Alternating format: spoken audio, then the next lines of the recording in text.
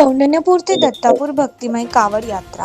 हर हर महादेवच्या जयघोषाने दुमदुमले धामणगाव. वर्धा नदीच्या पवित्र जलाने दत्तापूरच्या शिवलिंगाचा अभिषेक. जटाधारी कावड यात्रा समितीच्या वतीने कौंडण्यपूर ते दत्तापूर धामणगाव रेल्वेपर्यंत कावड यात्रेचे आयोजन करण्यात आले होते. श्रावण महिन्यामध्ये सोमवार या दिवसाला विशेष महत्त्व असून श्रावण मासामध्ये भगवान शंकराचे ध्यान व पूजन करण्यात आले. दत्तापूर येथील शिवभक्तांनी कौंडण्यपूर ते दत्तापूर धामणगाव रेल्वेपर्यंत कावड यात्रेचे आयोजन आज 17 ऑगस्ट सोमवार रोजी केले होते. कौंडण्यपूर येथे वर्धा नदीचे पवित्र जल भरून त्या ठिकाणी असलेले विठ्ठल रुक्मिणी, अंबिका माता, इस्कॉन मंदिर तसेच शंकराचे पूजन करून कावड यात्रेला सुरुवात करण्यात आली.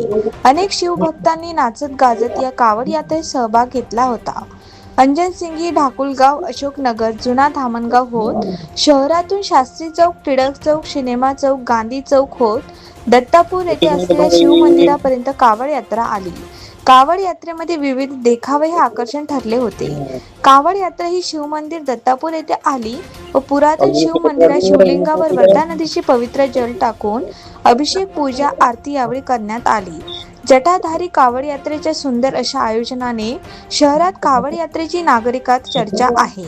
Bureau report, Vidarbha today news, Dhamangaon railway.